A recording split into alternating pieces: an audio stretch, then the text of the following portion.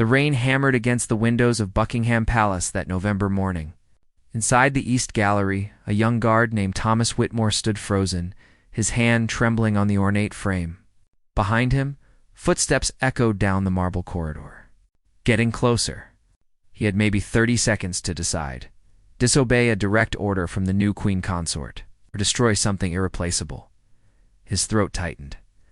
The portrait before him showed Queen Elizabeth II in her later years, her eyes kind but knowing, captured by a photographer who had somehow seen past the crown to the woman beneath.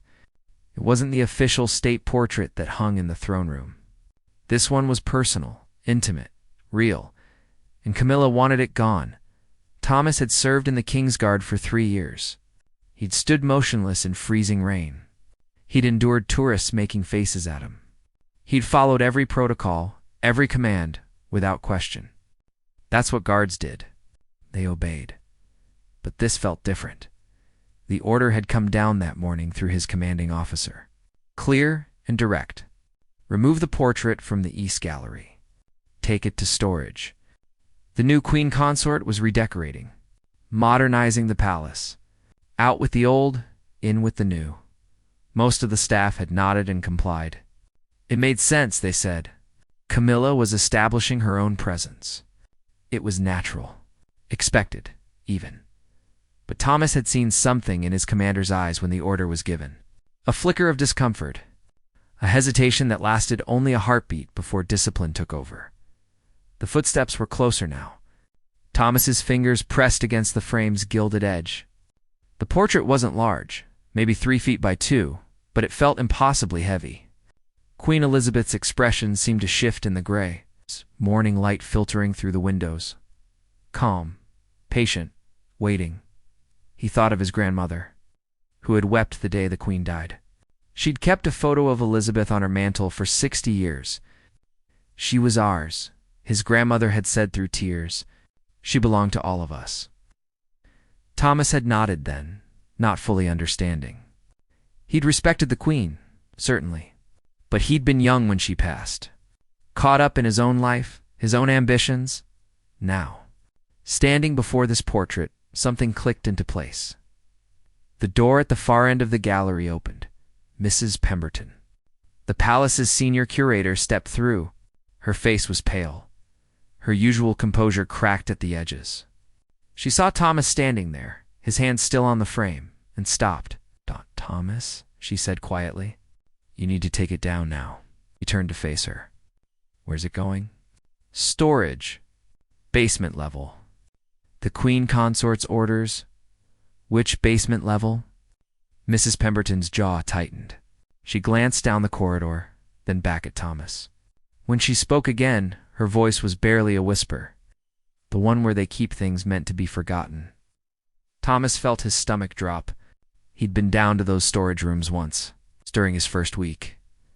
Dusty, dark, filled with furniture and paintings deemed no longer suitable for display. Items that had once graced these halls, now covered in sheets, slowly deteriorating in the damp. If you're watching this story and feeling what Thomas felt in that moment, hit that subscribe button. Because what happens next will remind you why some acts of courage happen in silence, where no one's watching. Mrs. Pemberton's eyes were wet now. She blinked rapidly, maintaining her professional mask, but Thomas saw the truth beneath it. I have to follow the order, she said, and so do you. She turned and walked away, her heels clicking against the marble, fading into the distance. Thomas was alone again. Just him and the portrait, just him and his choice. Asterisk, the palace felt different these days. Thomas had noticed it gradually, like watching seasons change. Small things at first. Staff members transferred to different departments without explanation. Portraits shifted from prominent walls to less visible corridors. The warm, familiar atmosphere that had defined the palace for decades was cooling. Degree by degree, he lifted the portrait carefully off its hooks. The frame was heavier than expected, solid wood beneath the gilt. As he held it, Thomas noticed something he'd missed before.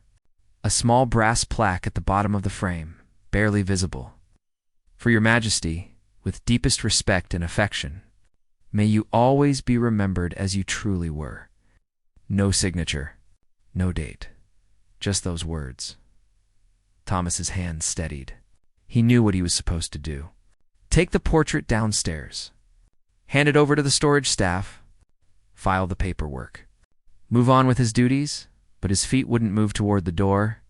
Instead, he found himself walking deeper into the East Gallery, past the other portraits, past the antique furniture and the tall windows overlooking the gardens.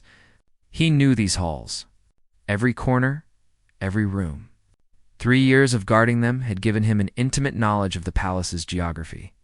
More importantly, he knew the places no one looked. The East Gallery connected to the old library through a service corridor. Most staff had forgotten it existed since the main entrance was more convenient. Thomas slipped through the narrow doorway, the portrait held close to his chest, and found himself in the dim passageway. His radio crackled. "Whitmore, status report." Thomas's finger hovered over the response button. One word, and this would be over. He'd be following orders, staying safe, keeping his position. "Whitmore, do you copy?" He pressed the button. Affirmative. Portrait secured. Heading to storage now. Not exactly a lie. Not exactly the truth. The old library smelled of leather and dust. Books lined the walls from floor to ceiling, many of them untouched for years. This room had been Queen Elizabeth's favorite, according to the older staff members. She'd spent hours here, reading, writing letters, finding peace away from the constant demands of duty. Thomas moved between the shelves, his boots silent on the thick carpet. At the far end of the room stood a tall cabinet, its dark wood blending into the shadows. It had been there forever, filled with outdated reference books and forgotten documents. Behind it, there was a space. Just wide enough, Thomas set the portrait down carefully and pulled the cabinet forward inch by inch, trying not to make noise. The wood groaned softly. He froze, listening. Nothing. No footsteps. No voices. He slid the portrait into the space behind the cabinet, then pushed the furniture back into place. The portrait disappeared completely, hidden in the gap between the cabinet and the wall. Standing back, Thomas examined his work. Unless someone moved the cabinet, they'd never know anything was there. The portrait would be safe. Forgotten by those who wanted it gone, but preserved, he should have felt relieved. Instead, his chest was tight with anxiety. What had he just done? Disobeyed a direct order. Hidden royal property. Committed what could technically be considered theft. Even if he had no intention of taking the portrait for himself, his career could end today. Worse, he could face criminal charges. Thomas took a breath and headed back toward the East Gallery, his mind racing through explanations, excuses, anything that might save him when the truth inevitably came out. But when he emerged into the gallery, he found it empty. No one waiting to confront him. No angry superiors demanding answers, just silence. He returned to his post outside the staterooms. Standing at attention as if nothing had happened, his heart was hammering. His palms were damp inside his white gloves. 2 hours passed, then 4. Finally, as afternoon light filtered through the palace windows, his commanding officer appeared. Captain Richardson was a career military man, his face weathered by decades of service. He approached Thomas with measured steps. "The portrait," Richardson said quietly. "It's been taken care of?" Thomas met his eyes. "Yes, sir. Secured in storage." Richardson studied him for a long moment. Something unreadable passed across his face. Then he nodded once, sharp and final. "Good, the Queen Consort will be pleased." Then paused. Without looking back, he spoke again, his voice barely audible. "Some things shouldn't be forgotten, Whitmore. Remember that." Then he was gone, leaving Thomas alone with his secret and the weight of what he'd done. 3 weeks passed. Thomas began to breathe easier. No investigation. No questions. The portrait had been marked as stored, filed away in the palace records, and apparently forgotten. But the palace itself hadn't forgotten. Strange things began to happen. Staff members started visiting the old library more frequently. At first, Thomas thought it was coincidence. A footman browsing the shelves. a maid dusting the furniture. But he noticed they all lingered near the cabinet. They'd stand there for a moment, quiet and still, before moving on. No one said anything. No one acknowledged what they were doing. But Thomas understood. Somehow, word had spread. Not through official channels or gossip, but through that invisible network that exists in every workplace. Where truth travels in glances and silences, they knew. One morning, Thomas found a fresh flower on the shelf nearest the cabinet. A single white rose, its petals perfect, placed carefully between two books. The next day, there were 2 roses. Then 3, each one appeared without fanfare or announcement. Staff members would enter the library alone, place their flower, and leave. No ceremony. No speeches. Just quiet remembrance. Thomas's chest ached watching it happen. He'd hidden the portrait to save it from being forgotten. But he'd inadvertently created something more powerful. A secret shrine. A place where people could honor their queen away from the politics and protocols that now governed the palace's public spaces. Then, on a gray Thursday afternoon, everything changed. Thomas was at his post when he heard raised voices from the East Gallery. He recognized one immediately. Lady Sarah Pemberton, the senior curator, her usual composure shattered. "You cannot be serious." That entire section, a man's voice responded, cold and administrative. "The Queen Consort has been quite clear. She wants the gallery modernized. Contemporary pieces, a fresh aesthetic. But those are historical artifacts. Some date back to, which is precisely why they're being relocated. This is not a museum, Lady Pemberton. It's a living, working palace." Thomas's stomach clenched. He kept his eyes forward, his face neutral, but his mind was racing. The voices faded as the 2 walked away. But the implication hung in the air like smoke. They were clearing more rooms, removing more history. That evening, after his shift ended, Thomas made his way to the library. The sun was setting, casting long shadows through the windows. The roses on the shelf had multiplied. There were at least 20 now, their scent filling the quiet space. He stood before the cabinet, his hand resting on its dark wood. How long could this last? How long before someone decided to clear out this room too? Modernize it. Make it contemporary. The door opened behind him. Thomas spun around, his heart lurching. Captain Richardson stood in the doorway. The older man looked tired, lines deepening around his eyes. He closed the door softly and approached Thomas without speaking. For a long moment, they stood side by side looking at the cabinet, at the flowers. Richardson said finally, his voice quiet. "When I was a young guard, 40 years ago, I stood post outside Her Majesty's study. I'd see her every day. She'd always nod, always acknowledge us, even when she was exhausted." Paused, his jaw working. "One winter I caught pneumonia. Stubborn fool that I was, I kept working. Didn't want to show weakness. She noticed, had her personal physician examine me. Sent me home with strict orders to rest. When I returned 2 weeks later, she asked after my health, remembered my name, remembered details I'd mentioned in passing about my family." Thomas listened, not daring to interrupt. "That's who she was," Richardson continued. "Not the image on stamps or coins. The real woman, kind, attentive, present." He turned to face Thomas directly. "I know what you did, Whitmore. I've known from the beginning." Thomas's blood ran cold. His mouth went dry. Richardson raised a hand. "I'm not here to reprimand you. I'm here to warn you. Warn me. There's going to be an inspection next week. They're cataloging everything in storage, verifying that items listed in the records are actually where they're supposed to be." Thomas felt the floor shift beneath him. "When they discover the portrait isn't in storage," Richardson said slowly, "there will be an investigation. They'll review security footage. They'll interview staff. They'll trace it back to you." The weight of it crashed down on Thomas.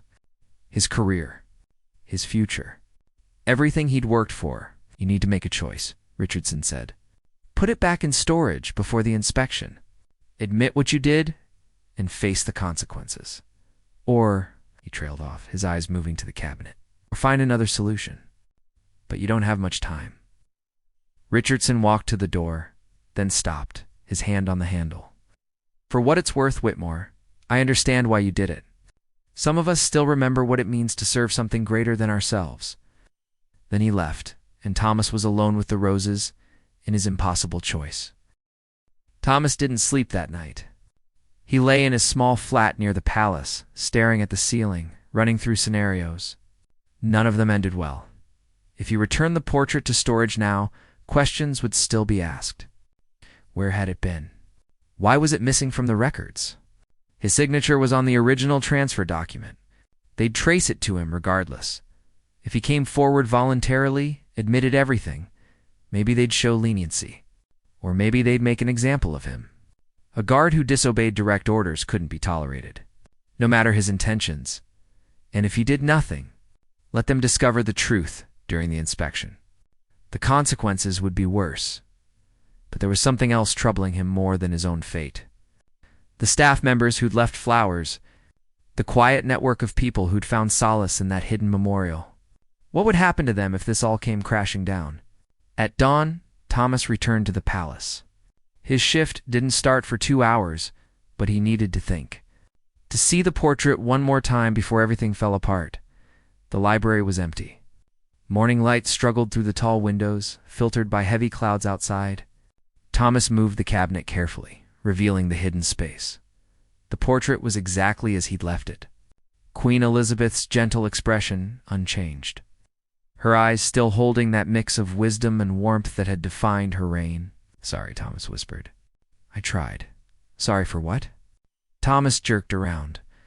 A woman stood in the doorway, elderly, her silver hair pulled back elegantly. She wore a simple black dress and pearls. Her face was unfamiliar, but something about her bearing commanded respect. The woman walked into the library, her movements measured and graceful despite her age. She looked at the cabinet, at the flowers on the shelf, and something softened in her expression. You're the one who saved it, she said. Not a question. A statement. Thomas's throat tightened. I don't know what you mean. Please don't insult my intelligence, young man. I've been coming to this library for 3 days, waiting to see who would check on it. She moved closer, and Thomas saw her eyes were redrimmed, as if she'd been crying recently. My name is Margaret Thornberry. I was Her Majesty's private secretary for 27 years. Oh. Thomas felt his knees weaken. Margaret Thornberry was a legend among palace staff.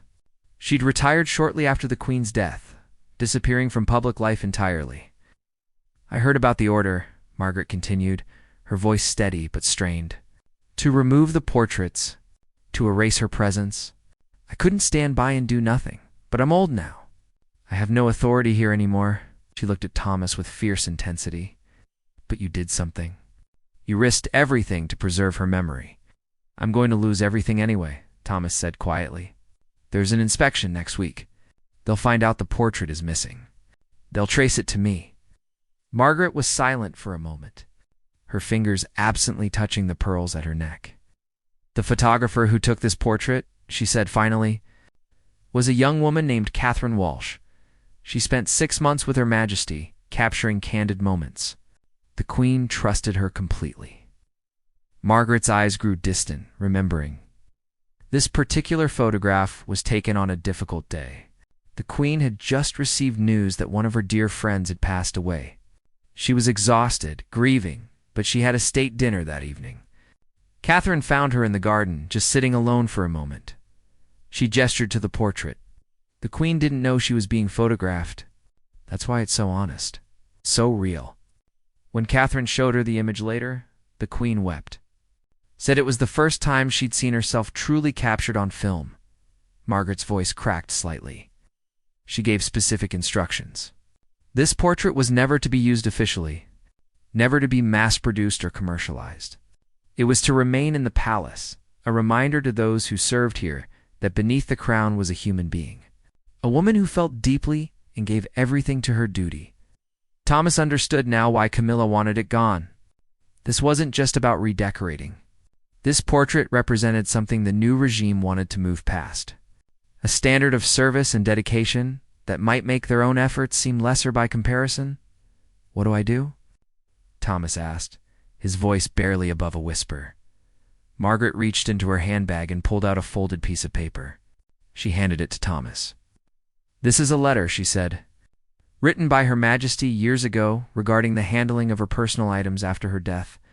It specifically mentions this portrait and states clearly that it should remain on display in the East Gallery in perpetuity. Thomas unfolded the letter. The handwriting was elegant, unmistakable. The royal seal was pressed into the bottom. How did you... I typed the letter myself, Margaret said.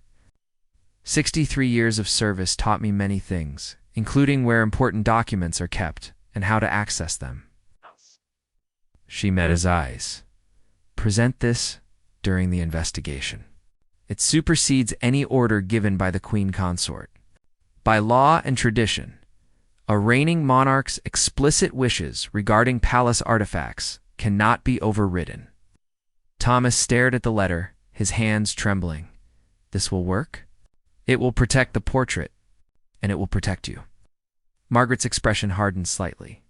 But it will not make you popular with certain people. Thomas thought about that. About the career he'd built. About the consequences of standing firm. Then he thought about his grandmother, crying over her photograph. About the staff members leaving flowers in silence. About a queen who'd noticed a sick guard and remembered his name. I can live with that, he said. The days before the inspection crawled by like hours. Thomas carried the letter in his uniform pocket, the paper growing soft from his nervous touches. He'd read it a dozen times, memorizing every word, every loop of the Queen's handwriting. But doubt gnawed at him. What if they questioned the letter's authenticity? What if they claimed Margaret had forged it? She was nearly 80 years old, retired, with no official standing anymore. On Monday morning, the inspection team arrived. For people in business attire, carrying tablets and clipboards, led by a sharp-featured woman named Ms. Harriet Cross, she moved through the palace with brisk efficiency, her voice clipped and authoritative.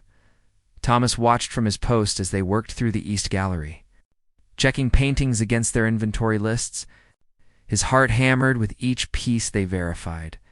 Then Ms. Cross stopped. She tapped something on her tablet, frowned, and called over her colleague. We're missing item E247, portrait photograph, Queen Elizabeth II, informal study. Listed as transferred to storage on November 3rd. Her colleague checked his own device. Storage confirms they never received it. Transfer was logged, but item never arrived. Ms. Cross's eyes swept the gallery. They landed on Thomas. You. She walked toward him, her heels clicking sharply. You were on duty that day. November 3rd? Yes, ma'am. The transfer document has your signature. You personally removed this portrait. Where is it? Thomas felt every eye in the gallery turn toward him. Staff members who'd been quietly going about their duties now stood frozen, watching. The portrait is safe, ma'am. That's not what I asked. Where is it? Thomas's hand moved to his pocket, feeling the letter's edge. This was it. The moment everything would either fall apart or somehow impossibly work out. I can show you, ma'am. But first, there's something you need to see. Ms. Cross's expression darkened. Are you refusing a direct order? No, ma'am. I'm following one. A higher one. He pulled out the letter and held it toward her.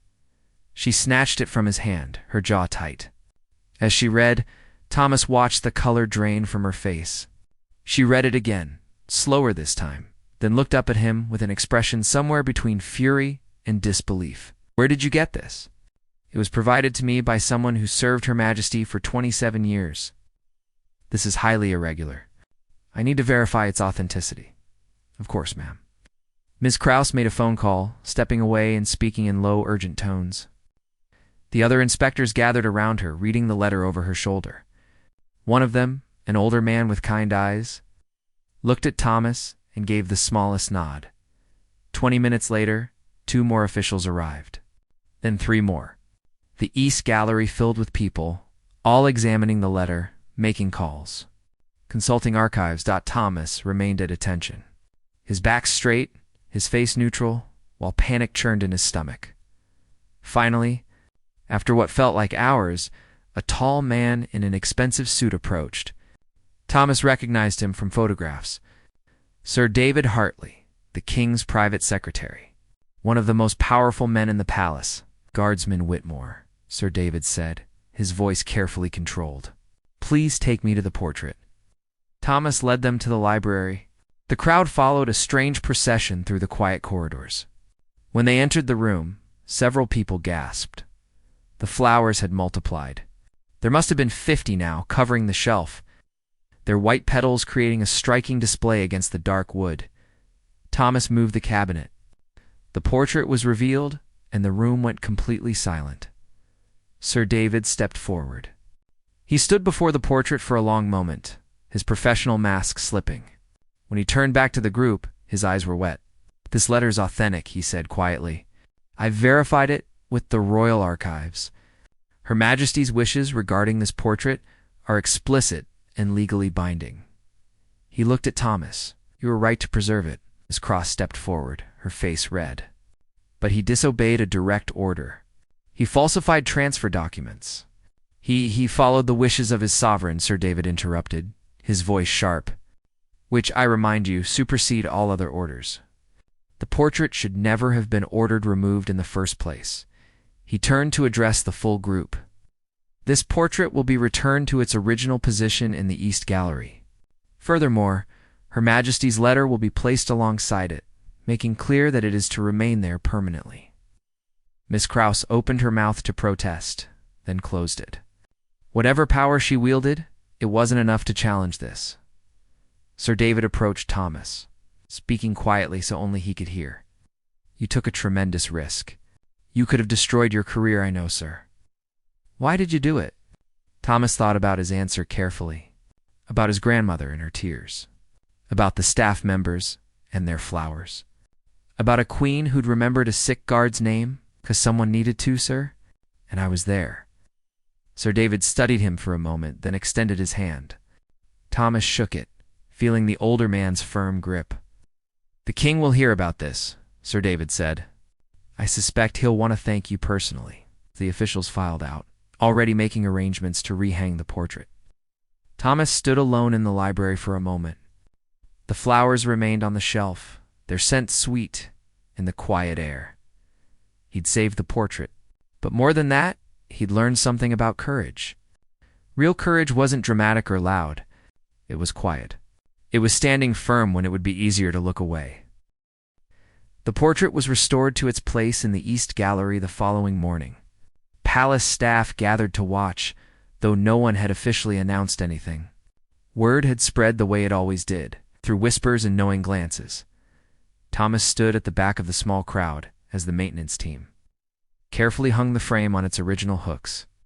Beside the portrait, mounted on a polished brass plate, was Queen Elizabeth's letter. Her handwriting was visible behind protective glass, forever declaring her wishes. When the work was finished, the crowd dispersed slowly, many pausing to look at the portrait one more time before returning to their duties. Thomas was about to leave when Margaret Thornberry appeared beside him. She looked smaller somehow, frailer, but her eyes were bright. You did well, she said simply. I couldn't have done it without your help. Margaret shook her head. You'd already done the hard part before I arrived. The rest was just paperwork. They stood together in comfortable silence, looking at the portrait. She would have liked you, Margaret said eventually. Her Majesty. She had tremendous respect for people who did what was right, even when it was difficult. I wish I could have met her. In a way you did. You understood her heart.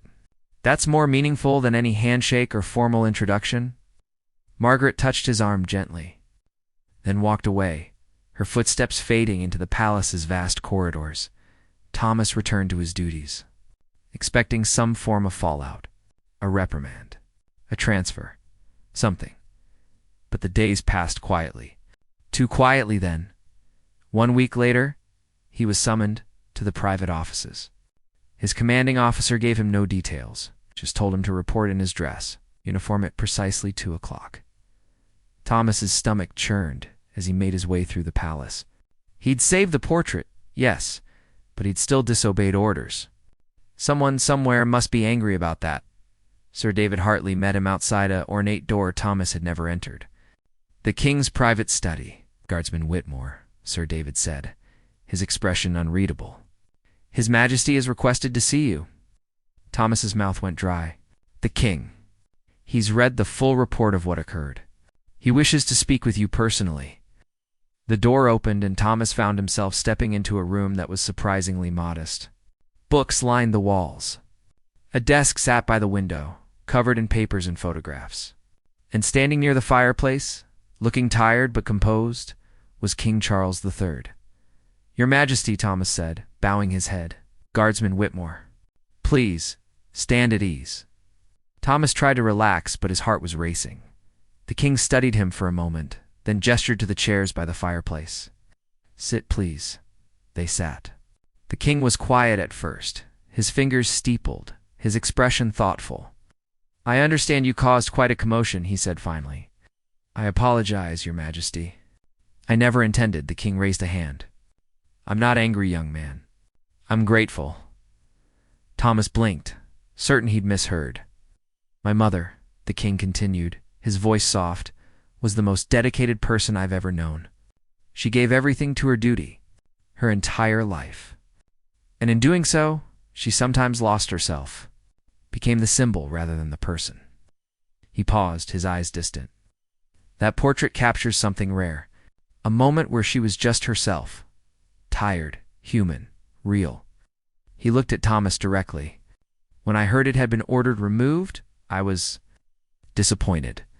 But I was also navigating complex family dynamics, new protocols. I didn't intervene."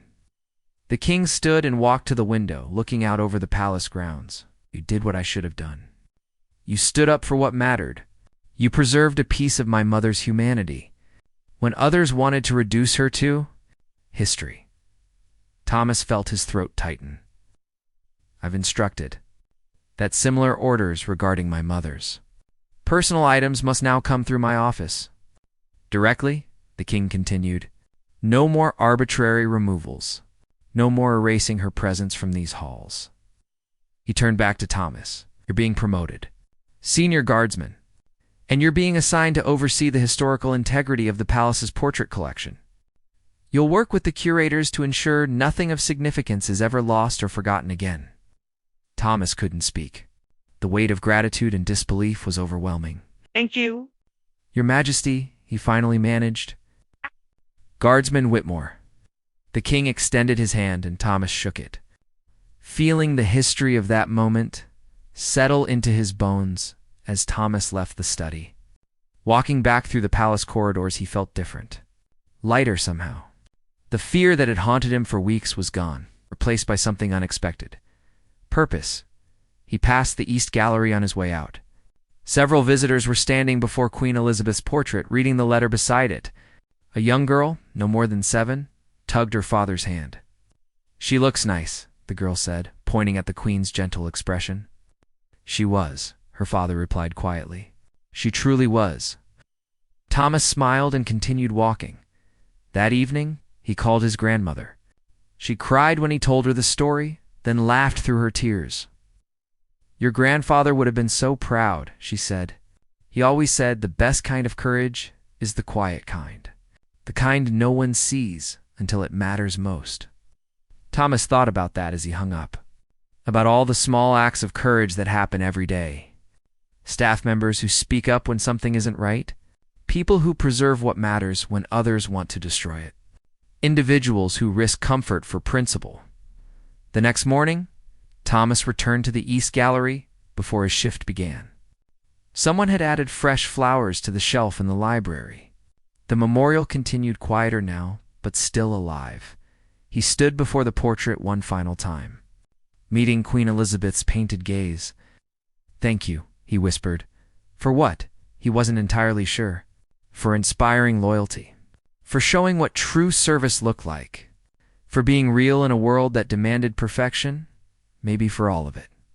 As Thomas walked away to begin his duties, the morning sun broke through the clouds outside. Light flooded the gallery, illuminating the portrait. making Queen Elizabeth's expression seem almost alive, watching, approving, at peace. Some things, Thomas had learned, are worth saving. Not because they're valuable or powerful, but because they're true. And in a world that constantly tries to erase the past, truth is the most precious thing of all. The portrait remained in the East Gallery for years to come, a testament to one guard's quiet courage and a queen's enduring legacy. And every day, without fail, fresh flowers appeared on the library shelf. No one ever took credit. No one needed to. Some acts of remembrance speak for themselves.